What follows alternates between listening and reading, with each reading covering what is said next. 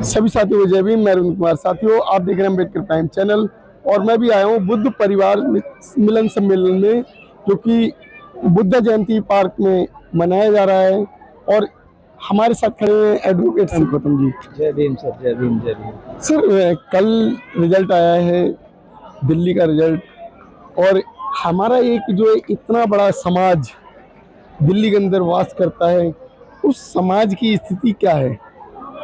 समाज की स्थिति यह है कि देखिए, बाबा साहेब अम्बेडकर ने ये आज से लगभग समझ लीजिए 64 साल पहले की बात हो गई जी। कि शिक्षित बनो, संगठित रहो, संघर्ष करो वाली बात कही थी बाबा साहेब अम्बेडकर ने।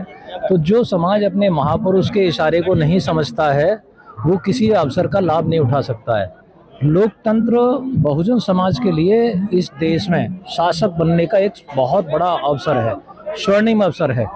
और बहुजन समाज इस अवसर का लाभ नहीं उठा पा रहा है अपने आप को सत्ताधारी बनाने में, क्योंकि वो बाबा साहेब अम्बेडकर की बात को नहीं समझा। अब अज्ञानी समाज है, 80-85% समाज है और अज्ञान के अंधकार में है। वो अभी ना वोट की ताकत को समझता है, ना शासन की ताकत को समझता है, ना समाज और धर्म की ताकत को समझता है।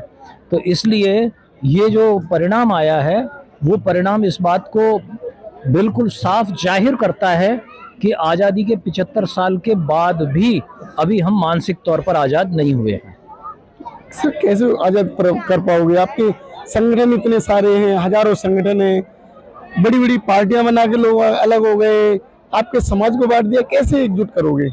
हाँ देखिए, संगठन बहुत सारे हो जाएं कोई बात नहीं, एक विषय पर बहुत सारे संगठन काम कर सकते हैं, मगर सभी संगठनों की दिशा धार्मिक, सामाजिक, राजनीतिक, इवन आर्थिक भी दिशा एक होनी चाहिए। जिस दिन सभी संगठनों की दिशा एक हो जाएगी तो आप अपना जो मंतव्य है उसको आप सिद्ध कर पाएंगे। तो ये संगठन बनना कोई बुरी बात नहीं है, मगर संगठनों की दिशा एक होना बहुत जरूरी है। मगर ये संगठन जितने बन गए हैं वो अलग अलग दिशाओं में भटक रहे हैं, इसलिए हमें अपना जो इच्छित फल है लोकतंत्र का वो प्राप्त नहीं हो रहा है। सर, अलग अलग भटक रहे हैं, आपने बात कही। बीजेपी के अंदर लगभग 40 संगठन हैं और छोटी छोटी पार्टियां हैं। वो एकजुट होकर एक पार्टी को समर्थन करती हैं, वो अलग अलग इलेक्शन नहीं लड़ते।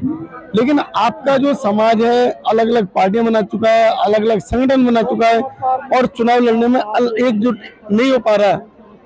हाँ, इसका मूल कारण है कि देखिए, बाबा साहेब अम्बेडकर ने कहा था कि जब तक कोई आप सामाजिक आंदोलन खड़ा नहीं कर सकते, जब तक आपकी राजनीति स्थायी नहीं हो सकती।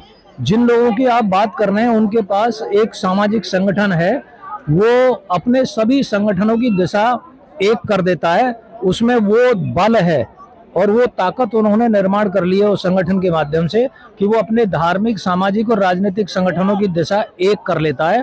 और लोकतंत्र का फायदा उन्हीं लोगों को पहुंच जाता है जिन लोगों ने इस देश में हमें शासन सत्ता से वंचित किया है। सर, आपने कहा कि वो एकजुट कर लेते हैं, वो प्रोग्राम भी नहीं करते हैं इतने, वो आयोजन इस तरीके से नहीं करते हैं जिस तरीके से आपके समाज के सामाजिक संगठनों के आयोजन होते हैं, फिर भी आप पिछड़ रहे हो।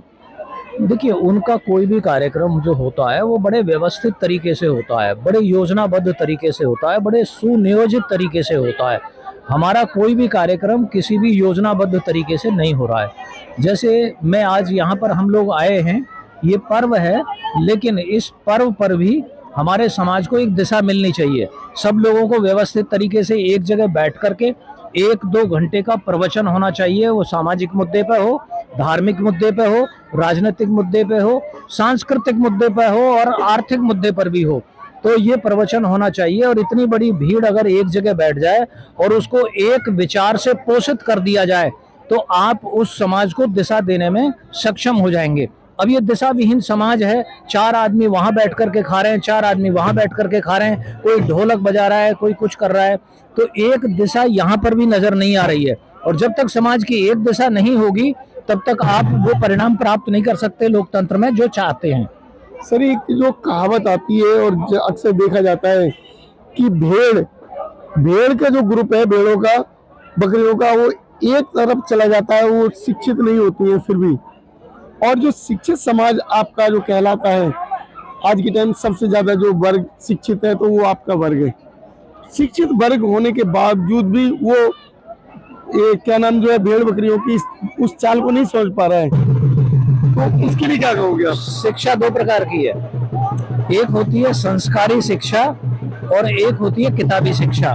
हमारे समाज के पास किताबी शिक्षा तो आ गई है, जिसको मैं पेट भरने वाली शिक्षा कहूंगा और या फिर स्वार्थ सिद्धि की शिक्षा कहूंगा, लेकिन अभी संस्कारी शिक्षा नहीं आई, जिसमें समाज के हितों के लिए संघर्ष करने का जो जज्बा पैदा होता है, वो संस्कारी शिक्षा हमारे समाज के पास नहीं है। स्वार्थ सिद्धि वाली शिक्षा हमारे लोगों के पास है। तो ये परिणाम है हमारे उस जो स्वार्थ सिद्धि वाली शिक्षा के कारण हमारे समाज के शिक्षित लोग जो कहते हैं जिनके पास संस्कार नहीं है, वो भटके हुए हैं सब।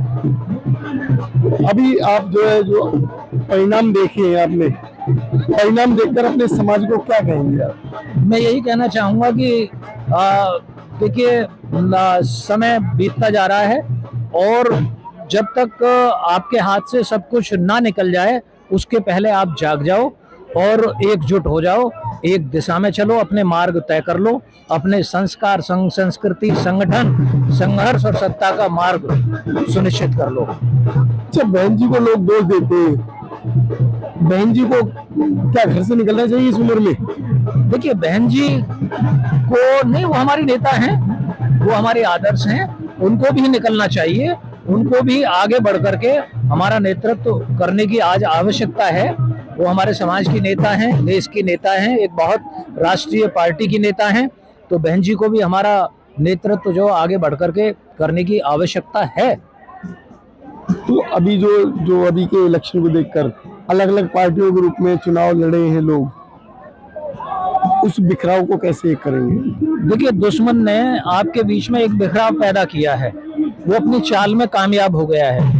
वोट डालो और शासन करो की नीति पर अंग्रेज लोग यहाँ कामयाब हुए और यहाँ एक वो विदेशी अंग्रेज थे, यहाँ स्वदेशी अंग्रेज हैं जो फूट डालो और शासन करो की नीति पर काम कर रहे हैं। उन्होंने आपके ही बीच में फूट डालने का काम किया है और आपकी ताकत को बखेरने का काम किया है। लेकिन हमें इस बात को ध्यान में रखना चाहिए कि जो फूट डाल रहे हैं और या किसी के इशारे पर फूट डाल रहे हैं समाज में, वो उन लोगों से सावधान हो जाएं और समाज को संगठित करें, एक दिशा करें और समाज उनके बहकावे में ना आए, एक दिशा में चले समाज।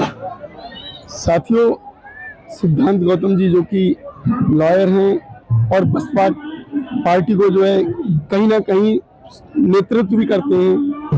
अब ऐसे व्यक्ति अगर इस बात को कह रहे हैं तो आपकी जो राय है हमारे चैनल पर जरूर बताएं, किस तरीके से समाज को एकजुट कर सकते हैं, समाज के लिए वो रास्ता निकालें जिससे समाज उस राह पे जाए जिस राह को बाबा साहब ने दिया।